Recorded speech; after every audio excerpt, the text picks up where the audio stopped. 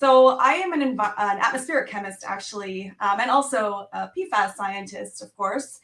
And this has been an area that hasn't gotten a lot of attention. And so from my environment, my atmospheric chemistry community, and also from the PFAS community, I often get a lot of questions about, why should we care about PFAS in the atmosphere?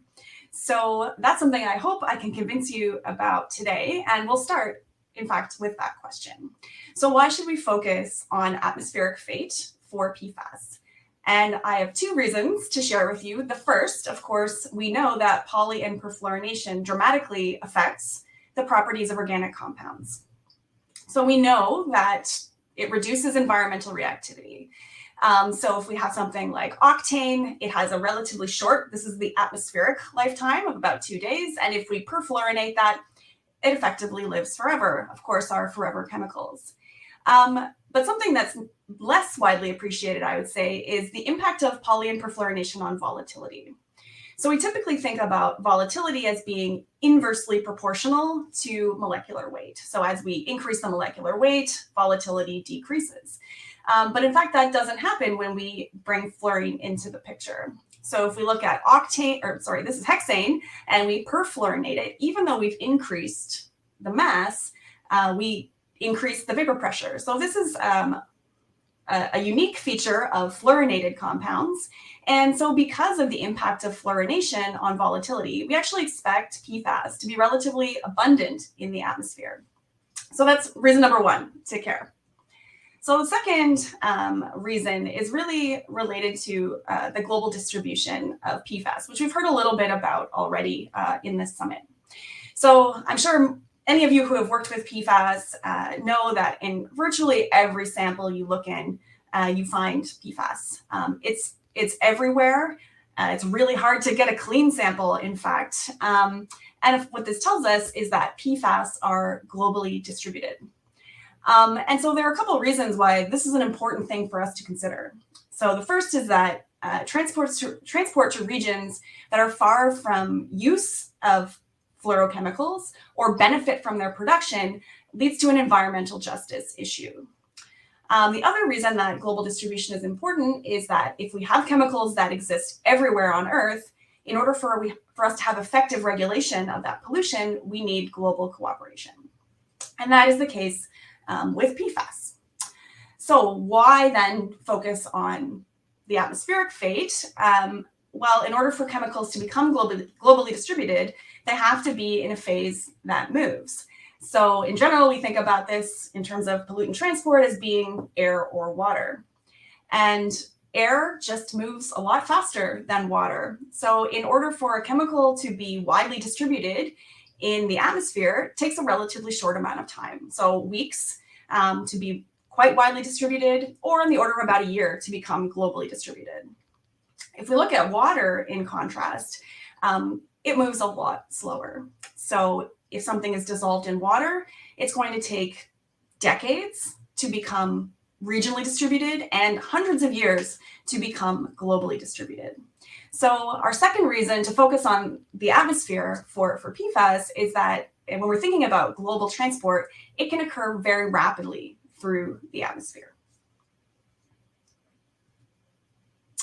Okay, so we know, of course, that PFAS is comprised of numerous structures. And for the purposes of my talk, I'm going to think about them in two groups. So we have our neutrals, and we have those that are ionizable. So the neutral ones tend to be polyfluorinated rather than perfluorinated, and I'll be indicating them with the color orange. And then we have our perfluorinated molecules that tend to, some of which are ionizable, and I'll be referring to these mostly interchangeably as PFAS and indicating them with the color red. Okay, so now hopefully I've convinced you that we need to think about PFAS in the atmosphere. So how do we actually make those measurements? We have two ways we can do this. The first is what you might expect is we can make a direct measurement of atmospheric concentrations. So we can collect PFAS on a sorbent. We can do this either through active sampling, so where we use a vacuum pump to pull air through the sorbent, or we can do this using passive sampling. So on the right-hand side, I'm showing you an example of an active atmospheric sampler that my research team uses to measure PFAS. And so once we collect these samples onto a sorbent, we do offline analysis. And we can analyze for neutral PFAS, typically using GCMS, and for our ionizable perfluorinated acids by LCMS.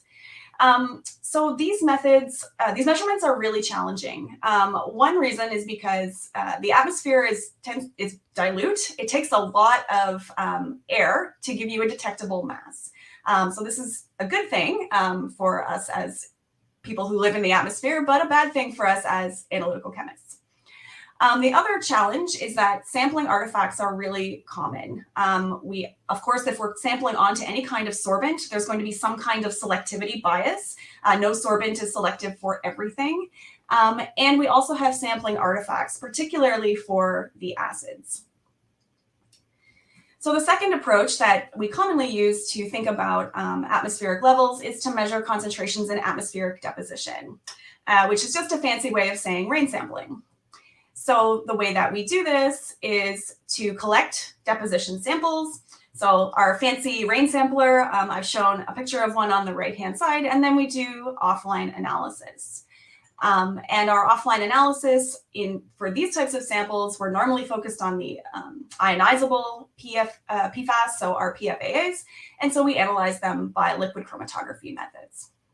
And this is really the most common method that we have for measuring atmospheric PFAS is in atmospheric deposition. All right, so now we know why we should care and how we might measure it. So let's look at the real environment. What do we see? So neutral PFAS, these can be released from manufacture of fluorochemicals, so direct from manufacturing facilities and during the use and disposal of commercial products. So these chemicals often end up in the atmosphere because they are volatile, and we can measure them. So I'm showing you some data here on the right-hand side from Environment and Climate Change Canada, who operates some sampling sites in the high Arctic. So we have measurements here from Greenland and from Ellesmere Island. And you can see some neutral volatiles here. The fluorotelomere alcohols are measured routinely in these locations. So this is just evidence that our volatile neutral compounds are found globally in the atmosphere, including in remote regions. So what about the PFAS? How could those move around in the atmosphere? Or how could the atmosphere be involved in their distribution? So these chemicals can also be emitted to the atmosphere, even though we typically think of their emission into the condensed phase, so either into water or soil. But certainly during manufacture, PFAS can be emitted to the atmosphere. So these chemicals, of course, are very strong acids. And we don't know a lot about their fate specifically from experimentation, but we do know a lot about other strong volatile acids. So things like nitric acid and hydrochloric acid are really well studied. And we know that those deposit to ground or aerosol surfaces quite quickly. So strong acids in the atmosphere tend to have quite short lifetimes, on the order of about 1 day. So that's what we expect should be happening for our PFAS. So we expect them to deposit to surfaces, and we expect that their deposition will happen relatively close to that site of emission. And we have some evidence to suggest that our hypothesis is correct. So on the left-hand side, I'm showing you some data. This is from a DuPont study from 2007, where they collected rain samples in and around the Washington Works plant. And you can see from this bar graph, this is for PFOA. They saw really high concentrations right at the facility, and as they went farther away from the facility, the concentrations dropped off dramatically. So that's the first study that I'm aware of that actually showed this, but there's been a lot more work recently. There's been some really nice work at the EPA. I'm showing a study here, or some results from a study from Emma Dambro, where she did some nice modeling from the reported emissions from a manufacturing facility. And what she showed was that, as we would expect, the concentrations in deposition drops off dramatically as you move away from that facility. And please note that the color scale shown here is not linear. So that drop off is really quite dramatic. So that tells us that these directly emitted PFAS are observed, and they are observed in the atmosphere close to sources, but the concentrations drop off really quickly. So these types of emissions can't explain global distribution of PFAS. But of course, as we've heard a little bit about today already, we can have chemistry of PFAS that happens in the environment. So we have emission into the atmosphere of our neutral volatile chemicals. We already saw that they can be globally distributed. And because most of these are polyfluorinated, they're relatively reactive. And they can undergo reactions in the atmosphere and other places, but in the atmosphere is what we'll talk about here, to form the PFAS. So our volatile neutral PFAS can react in the environment to form PFAS. Okay, so that's useful knowledge, but does this help us to understand how they actually get to remote regions? So we have two major hypotheses on how this actual transport mechanism is happening. So the first is the idea that these chemicals can be directly emitted, so deposited into aqueous systems, and then moving on ocean currents and ending up in remote regions. So this is certainly a viable transport pathway. The other pathway is that we have this atmospheric transport and transformation of neutral chemicals to form PFAS, which then results in global distribution of these chemicals. And it's really important. It may seem kind of esoteric to understand these different mechanisms, but it's really important to understand mechanisms in order to effectively regulate this type of pollution, right? Because you can imagine that the regulatory, the regulations you'd want to put in place to prevent indirect transport would be quite different than to prevent direct transport. So this is something that my research group has been very interested in exploring. And one of the ways that we've done this is by using ice cores. So I like to think about ice cores as chemical time machines. And we specifically look at samples from the high Arctic in Canada. So these high Arctic ice caps provide a well-preserved long-term record of atmospheric pollution. And one of the reasons for this is because they receive their contamination solely from atmospheric sources. That's because they're both remote and also relatively high elevation. So we can use ice cores to obtain long-term temporal records of PFAS deposition, as well as use those records to understand sources and transport pathways of these chemicals. So we have access to two ice cores. Over the past decade or so, we've collected these ice cores. We collected them from two locations. One was in May 2015 and one in May 2017, both in the Canadian high Arctic. And on the right-hand side, you can see glaciologist Ali collecting these ice cores, and they were collected specifically for PFAS because we were very careful to ensure that we didn't contaminate these ice cores, which of course can be a big problem for PFAS. So once we collected these ice cores, we brought them to our analysis facility. We shipped them frozen, and then we used stable isotopes to develop the relationship between the depth of our sample and the date of deposition that corresponds to. We sectioned them according to individual years, so we got an annual deposition record. And you can see intrepid graduate student Daniel there wearing all his clothes and his lab coat on top, sectioning the ice core in the freezer at Environment Canada. So we did our extraction and analysis the way you might typically for an aqueous sample: extraction by solid phase extraction and analysis by liquid chromatography with tandem mass spec. And I'm showing you here are some of our results. We saw PFAS, actually this says PFCAs, but we saw PFAS in every sample from our ice cores. I'm showing you here only the the results from the southernmost ice core, which corresponded to 38 years of deposition. So from 1977 to 2014. And I'm showing you 5-year moving averages here. And you can see that for many of the chemicals, we see an overall increase in deposition through that time period. And the fact that we see them there is certainly interesting in itself. But can we actually use this data to understand something about the transport pathways that I mentioned earlier? So can our observations of these PFAS be explained by atmospheric oxidation of neutral PFAS? So is indirect transport occurring, or is some kind of direct transport occurring? So how can we tell? So of course we have these two different transport pathways. We have our ocean transport and our atmospheric route, and we have a bunch of different techniques that we can use to try and disentangle the transport pathways. So I like to call them environmental forensic techniques because we can use things like tracer homologs.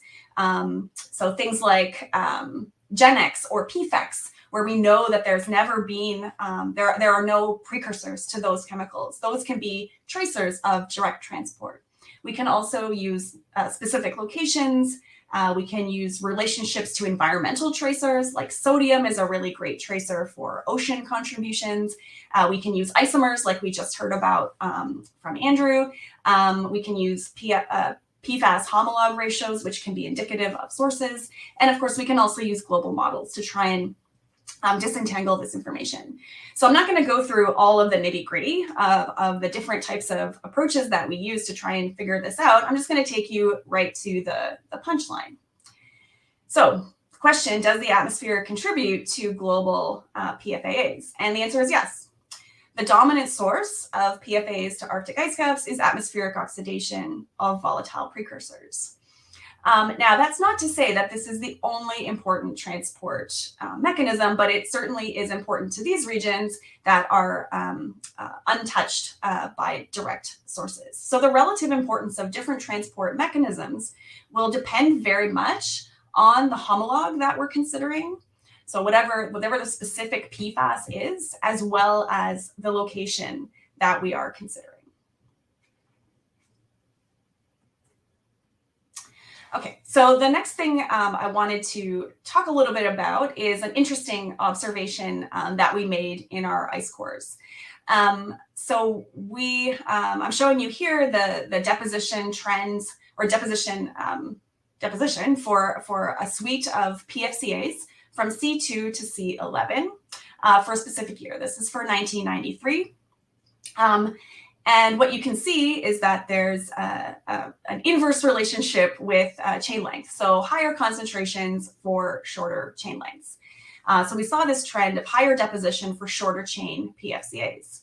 And in particular, we saw really high levels of trifluoroacetic acid, especially when you note that this is, in fact, a log scale that I'm showing you here. So the trifluoroacetic acid levels are much, much higher than the levels for any other PFAS that we observed.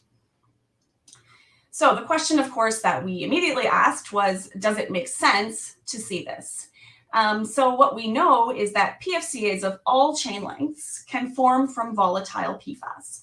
So things like fluorotelomere alcohols, fluorotelomere olefins, sulfonamidos that are generated by the fluoropolymer industry, these can degrade in the atmosphere to give us our PFCAs. And this process yields PFCAs at relatively low amounts. So we're talking like single-digit yields, sometimes sub 1%, or often sub 1% actually. And it does depend on the chemical conditions in the atmosphere, what the yield is. So that's relatively low yield. But we also know that PFCAs that are shorter, four carbons are shorter, can be formed from chlorofluorocarbon replacements.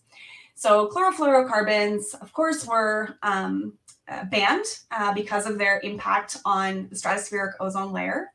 And the chemicals that were used to replace them were necessarily reactive. So they degrade before they get to the stratosphere. And one of the products that they degrade into is PFCAs. And so CFC replacements can form the C4 PFCA, perfluorobutanoic acid, but again, this is a really low yield process.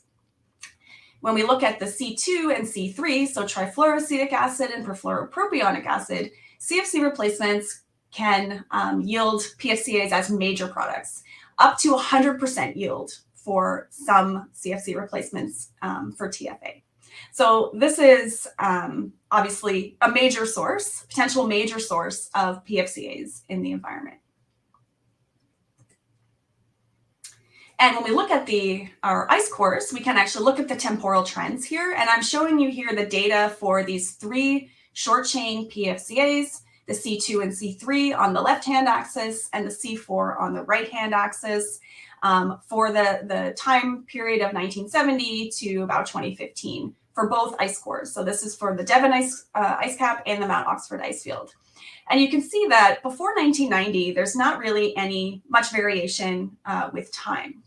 But around 1990, which is right when the Montreal Protocol came into force, we start to see increases of these chemicals, and pretty dramatic increases. So up to about an order of magnitude for TFA.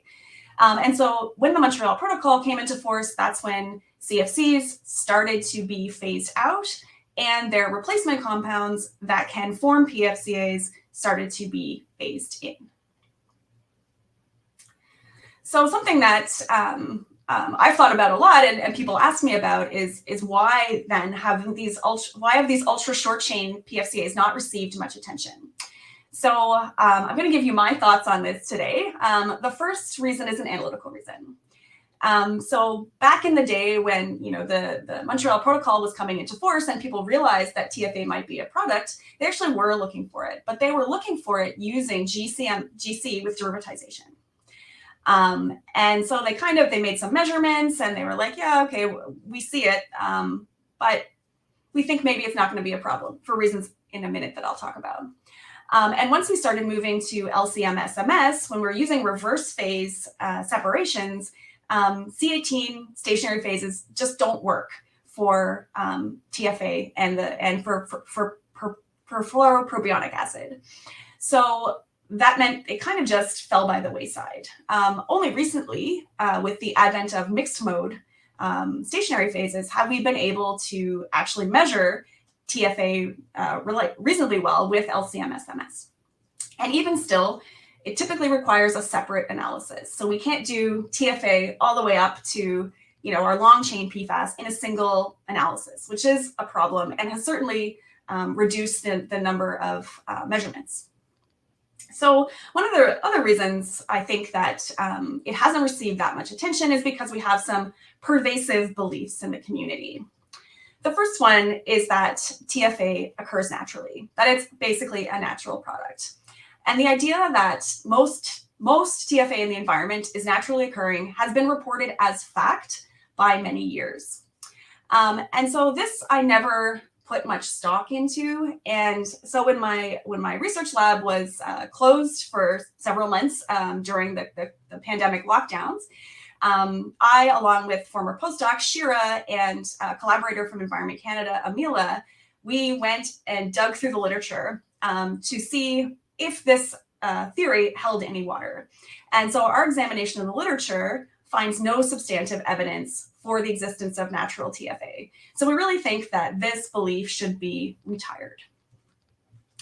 The other widely held belief is that TFA does not bioaccumulate. And this is because the bioaccumulation factor for PFCAs has been shown to be proportional to chain length for longer chain PFCAs. So when we extrapolate down to short chain, then we believe that this will not bioaccumulate.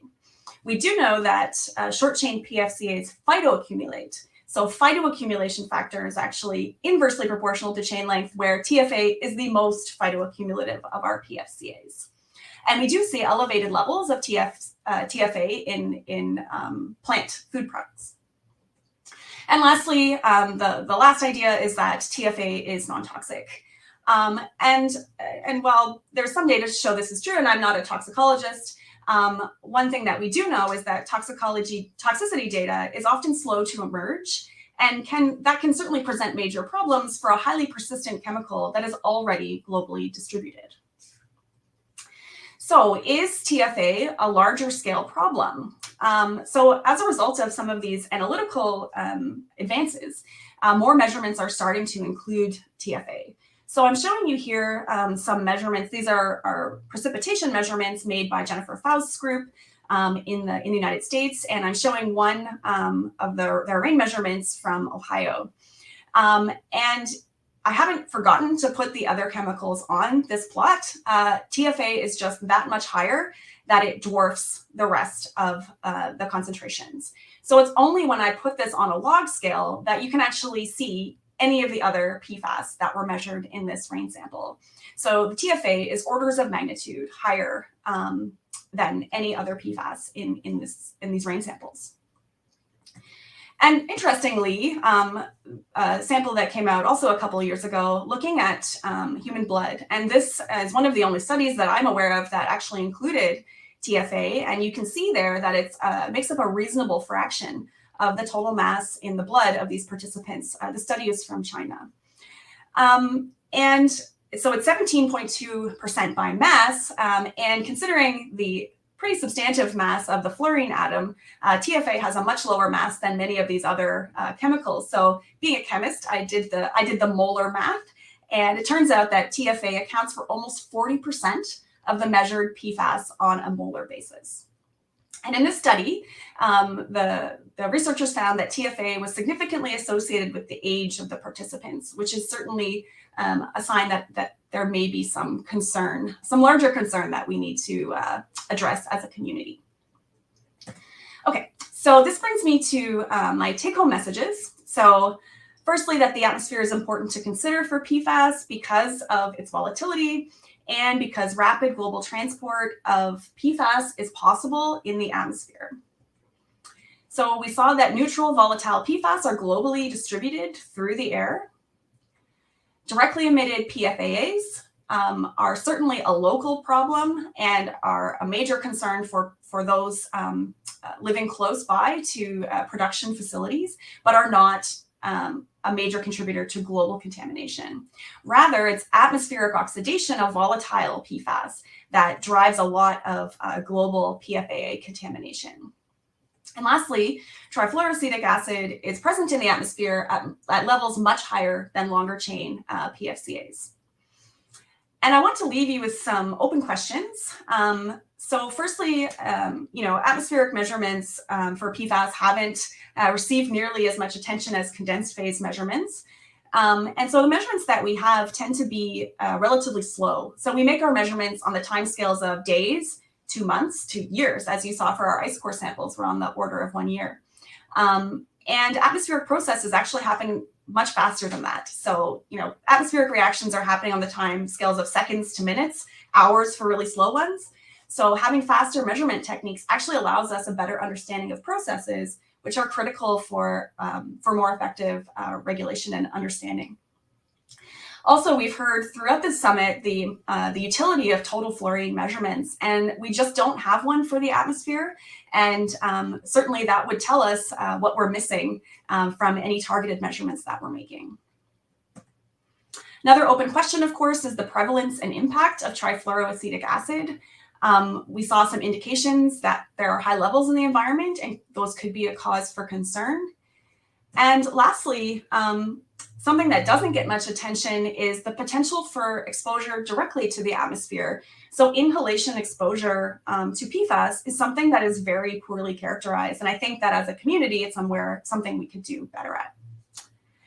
And to finish off, I'd like to acknowledge the students and postdocs who did the work from my group that I showed today, as well as collaborators, the rest of my group, funding agencies, and thank you for your attention.